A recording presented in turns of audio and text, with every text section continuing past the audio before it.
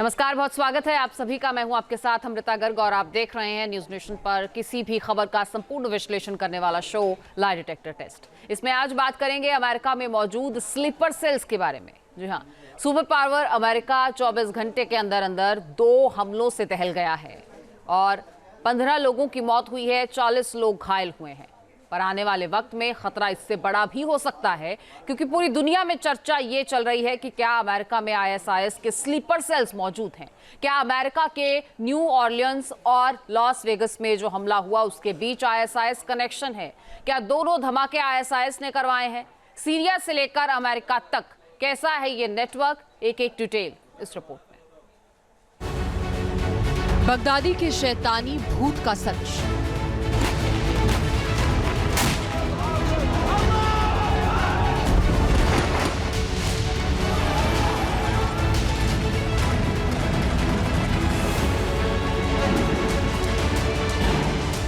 Trump tower के बाहर विस्फोट।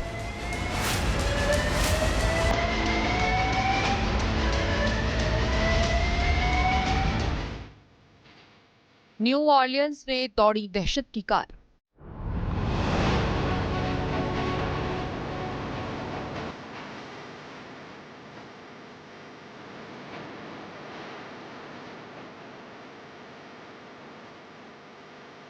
पिकअप ट्रक से निकला मौत का हैवान।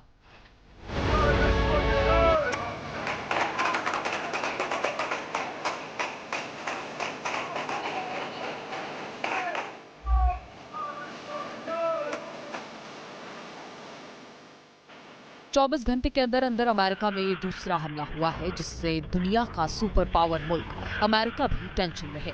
तस्वीरों को गौर से देखिए।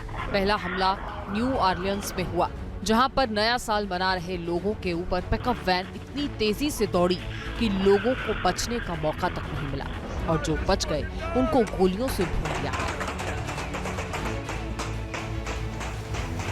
दूसरी तस्वीर लास वेगस के ट्रंप इंटरनेशनल होटल की है, जो अमेरिका के नवनिर्वाचित राष्ट्रपति डोनाल्ड ट्रंप का है। उसके सामने भी ट्रक में धमाका हुआ और इस साइबर अटैक में 7 लोग घायल हो गए।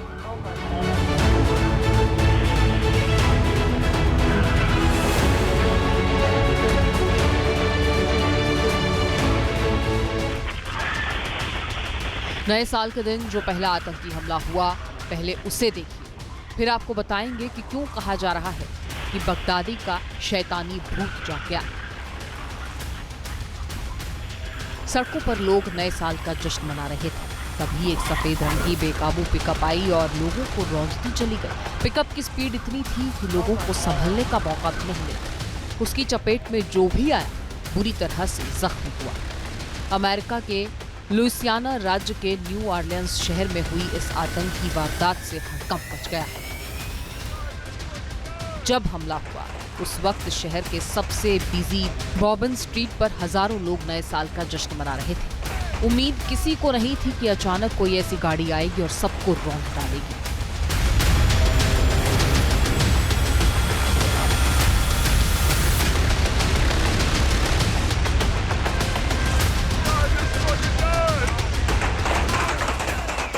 पिकअप ड्राइवर ने केवल लोगों को रौंदा ही नहीं, बल्कि लोगों पर फायरिंग भी की।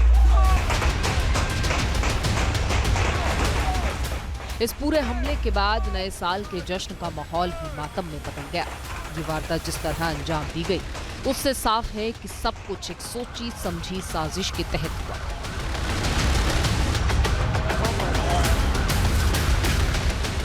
बॉर्बन स्ट्रीट, जिस पर यह आतंकी हमला हुआ, उसके फौरन बाद पुलिस वहां एक्शन में नजर आई। जवाबी कार्रवाई में हमलावरों को ढेर किया गया। पहचान शमसुद्दीन जब्बार के रूप में हुई है। बताया जा रहा है कि ये जब्बार आईएसआईएस से प्रेरित था। हमले की जांच एफबीआई कर रही है। शुरुआती तफ्तीश के बाद यह आशंका है कि शमसुद्दीन जब्बार के अलावा कुछ और लोग भी इस साजिश में शामिल हो सकते हैं। एफबीआई की अलग अलग टीमें हमले से जुड़े तमाम पहलुओं की पड़ताल कर रही हैं। जिस पिकअप ट्रक का इस्तेमाल किया गया, उसमें कई संदिग्ध चीजें भी मिली हैं। जिस गाड़ी से हमला किया गया, जांच टीम को आईएसआईएस का उसमें झंडा मिला है, पाइप बम मिला है, बंदूकें मिली हैं, बम ब्लास्ट में इस्तेमाल होने वाला रिमोट बरामद किया गया है। The FBI has reported to me the killer was an American citizen, born in Texas. He served in the United States Army on active duty for many years. He also served in the Army Reserve until a few years ago. The FBI also reported to me that mere hours before the attack, he posted videos on social media indicating that he was inspired by ISIS, expressing a desire to kill. The ISIS flag was found in his vehicle, which he rented to conduct this attack. Possible explosives were found in the vehicle as well, and more explosives were found nearby. अब सवाल यह है कि क्या ISIS फिर से मजबूत हो रहा है? क्या अल-कायदा की तरह अमेरिका पर हमला करना चाहता है ISIS?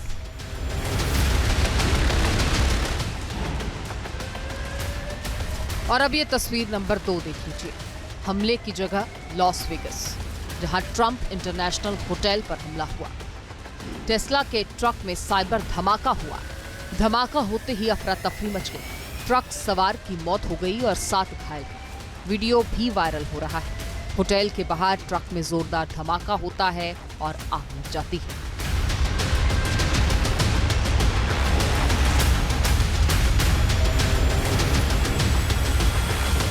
साइबर ट्रक के अंदर एक शख्स का शव मिला। FBI इस घटना की जांच में जुटी है। शुरुआती जांच के मुताबिक साइबर ट्रक में पटाखे, गैस टैंक और कैंपिंग फ्यूल है। इनमें आग लगी और ये तीनों एक ही डेटोनेशन सिस्टम से जुड़े थे, जिसका कंट्रोल ड्राइवर के पास था। लॉस वेगस पुलिस भी इस घटना की जांच कर रही है।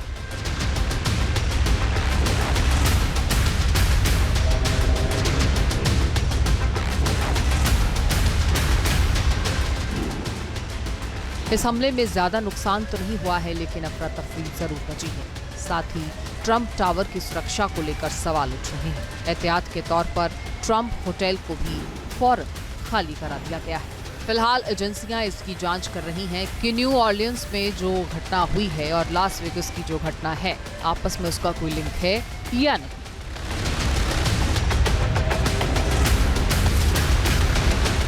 एजेंसियां इस पर पुख्ता जानकारी तो जुटा रही हैं, लेकिन टेस्ला के मालिक एलन मस्क ने साइबर ट्रक में आग लगने की घटना पर सनसनीखेज दावा किया है।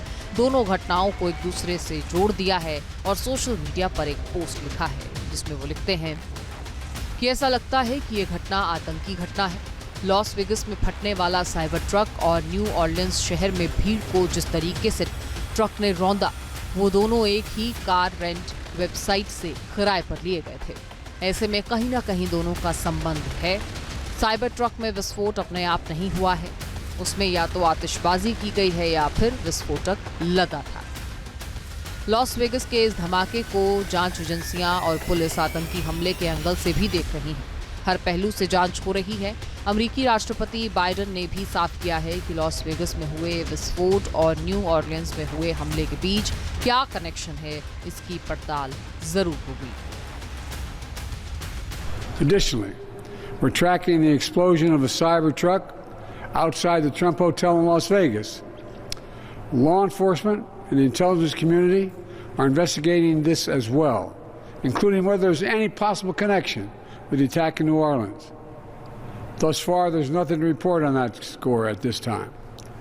I've directed my team to make sure every resource is made available to federal, state, and local law enforcement to complete the investigation in New Orleans quickly and to make sure there is no remaining threat to the American people.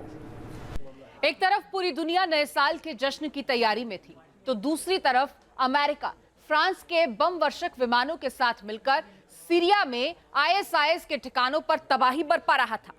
दिसंबर की शुरुआत में ही अमेरिकी B-52, F-15 और A-10 जैसे बम वर्षक लड़ाकू विमानों ने ISIS के 75 ठिकानों को निस्तनाबूद कर दिया था। और फिर एक हफ्ते बाद अमेरिका ने 1 दर्जन से ज्यादा ISIS के लड़ाकों को मार गिराया था। सीरिया में एक बार फिर से ISIS अस्तित्व में आने की कोशिश कर रहा है, लेकिन अमेरिका आतंक के इस जिन को फिर से जिंदा नहीं होने देना चाहता। दिसंबर के महीने में US सेंट्रल कमांड फोर्स ने सीरिया के डेर अद जवार प्रांत में हवाई हमला किया। इस एयर स्ट्राइक में ISIS सरगना अबू यूसुफ उर्फ महमूद मारा गया। अमेरिकी हवाई हमले में एक और ISIS का आतंकी ढेर हुआ था। अमेरिका ने जिस इलाके में हमला किया वो क्षेत्र पहले असद शासन और रूस के नियंत्रण में था।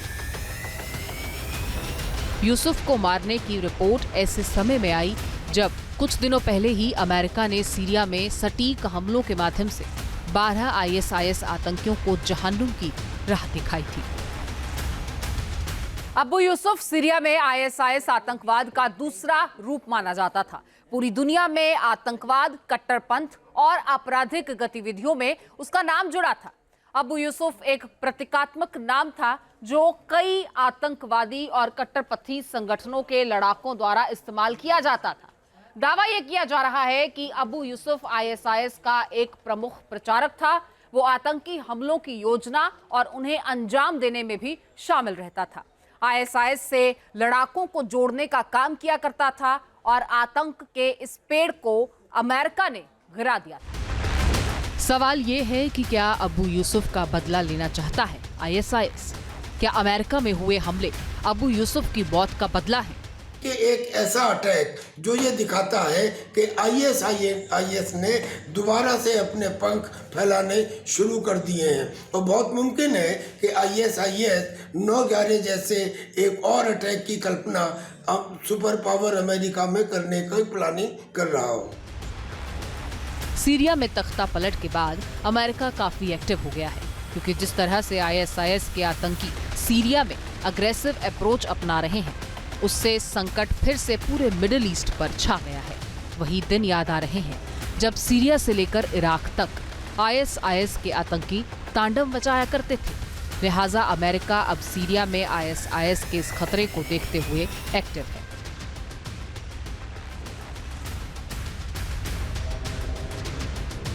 अभी 15 दिन पहले ही रिपोर्ट आई थी कि सीरिया में अमेरिका ने सैनिकों की संख्या को दोगुना कर दिया है।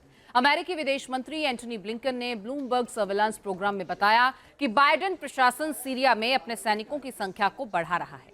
अमेरिका ने पूर्वोत्तर सीरिया में अपने सैनिकों की संख्या दुगनी से भी ज्यादा कर दी। पहले यहां पर अमेरिकी सैनिकों की संख्या 900 थी, जिसे बढ़ाकर 2000 कर दिया गया। इससे ISIS पर लगाम लगाई जा सके। जिस सीरिया में ISIS फिर से अपने पांव पसारना चाहता है, उस आतंकी संगठन की शुरुआत भी सीरिया से ही हुई थी। इस्लामिक स्टेट की नींव सीरिया में शुरू हुए सिविल वॉर के दौरान पड़ी। तब वहां अल-कायदा तैयार हुआ, जो एक तरह का अम्ब्रेला संगठन हुआ करता था। इसके नीचे छोटे छोटे समूह थे। इन्हीं में से एक था अल-कायदा इन इराक। इसके मिलिटेंट ज्यादा आक्रामक और ज्यादा कट्टर थे। ताकत बढ़ती चली गई और बाद में इसने खुद को एकदम अलग तैयार कर लिया। इसका नाम भी अल-कायदा इन इराक से बदलकर Islamic state of Iraq and Syria हो गया।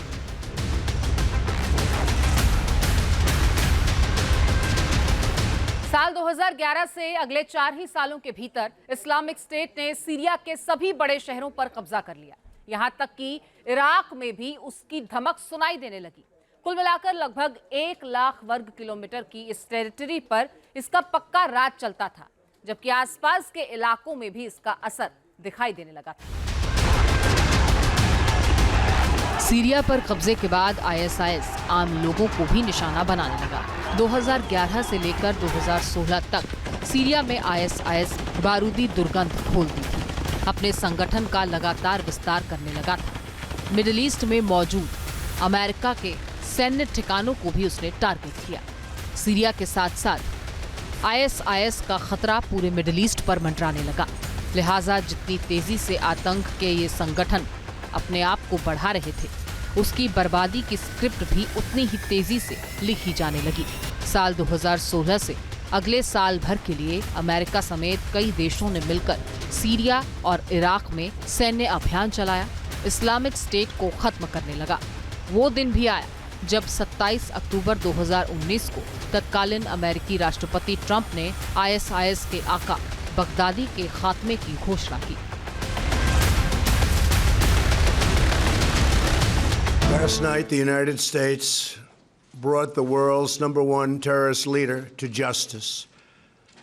Abu Bakr al-Baghdadi, is dead. He was the founder and leader of ISIS, the most ruthless and violent terror organization anywhere in the world. और अब वक्त का पहिया फिर से एक बार तेजी से घूमा है। अमेरिका में बाइडेन की सरकार जा रही है, ट्रंप की सरकार आ रही है और सीरिया में भी इस वक्त हालात और जज्बात बदल गए हैं। वहाँ भी ISIS पहले के मुकाबले मजबूत हो रहा है और ऐसे में सवाल ये उठ रहा है कि क्या अमेरिका में धमाका ISIS की ट्रंप को चुनौती है? क्या ट्रंप के आने से पहले ISIS यलगार कर चुका है? ऐसा नहीं है कि 2019 में बगदादी की मौत के बाद सीरिया से और इराक से ISIS पूरी तरह से खत्म हो गया था। ISIS के लड़ाके वहां आज भी जिंदा हैं। बताया जाता है कि सीरिया के रेगिस्तान और इराक के कुछ दूर दराज के इलाकों में ISIS के लड़ाके अभी भी छिपे हुए हैं और छिटपुट हमले करते रहते हैं। ISIS के ये आतंकी रेगिस्तान में गुफाओं, सुरंगों और छोटे छोटे गांवों में छिपे रहते हैं जहां सेना नहीं जा पाती। इराक और सीरिया का बॉर्डर भी इनके लिए शरण स्थली बना हुआ है जो काफी खुफिया है। यूफ्रेटिस नदी घाटी का भी एक हिस्सा इन्हीं लड़ाकों का गढ़ माना जाता है और अब जब एक बार फिर से इन्हें सीरिया में अपने पांव मजबूत करने का मौका मिला और HTS ने ये मौका इन्हें दिया है तो ये अपना आकार बढ़ाना चाहते हैं। सीरिया में बंद अपने 10,000 लड़ाकों को छुड़ाना चाहते हैं। साथ ही अल-होल शिविर में 40,000 ISIS लड़ाकों के परिवारों को भी ये मुक्त कराना चाहते हैं। अब अमेरिका में हुए 2 हमलों के बाद ISIS की चर्चा एक बार फिर से पूरी दुनिया में शुरू हो गई है। अमेरिका के नवनिर्वाचित राष्ट्रपति डोनाल्ड ट्रंप ने हमले पर सोशल मीडिया पर एक पोस्ट लिखा है। वो लिखते हैं, जब मैंने कहा कि देश में जो अपराधी आ रहे हैं वो देश में मौजूद अपराधियों से बहुत ही बुरे, तब मेरे इस बयान की आलोचना हुई। लेकिन ये अब सच साबित हो रहा है। हमारे देश में अपराध की दर उस स्तर पर पहुंच गई है जहां इसे किसी ने कभी नहीं देखा था। अमेरिका में जो 2 हमले हुए हैं उनका आपस में क्या संबंध है? क्या ISIS ने ही ये अटैक किया है या फिर कोई और संगठन है? इस पूरे हमले का मकसद आखिर क्या है? अगर ISIS ने यह हमला किया है तो फिर उसका मकसद क्या है? इन तमाम सवालों की जांच अभी चल रही है। लेकिन सीरिया में जिस तरह से ISIS अपना आकार बढ़ाने में लगा है उसका मकसद क्लियर है। सीरिया में तेल और गैस के बड़े भंडार हैं। इस्लामिक स्टेट इन पर कब्जा करके अपनी आर्थिक स्थिति को मजबूत करना चाहता है। अमेरिकी सैनिक तेल भंडारों के आसपास बने हुए हैं, लेकिन असद सरकार को गिराने के साथ साथ उनकी हालत भी अब कमजोर पड़ सकती है। सैनिकों के साथ और भी कई चुनौतियां हैं, जैसे स्थानीय लोग उनके विरोध में हैं।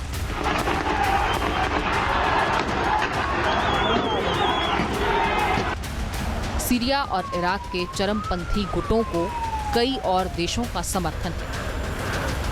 इससे आर्मी की मजबूती पर असर हो रहा है और इसके अलावा खुद अमेरिका के भीतर से अपने सैनिकों को वापस लौटाने की मांग उठती रही है। इससे उनकी संख्या कम होती चली गई। लेकिन अब इस्लामिक स्टेट के खतरे को देखते हुए अमेरिका ने सैनिकों की संख्या को दोगुना कर दिया है। अब तो अमेरिका में हुए इन हमलों के बाद कई तरह के सवाल खड़े हो रहे हैं। सवाल ये भी कि ट्रंप ISIS के खिलाफ जो काम अधूरा छोड़कर गए थे, क्या उसे दूसरे कार्यकाल में पूरा करेंगे? क्या वो ISIS का समूल विनाश करेंगे? Team news nation. News nation अब व्हाट्सएप पर खबरों की ताजा अपडेट के लिए न्यूज़ नेशन के इस QR कोड को स्कैन करें।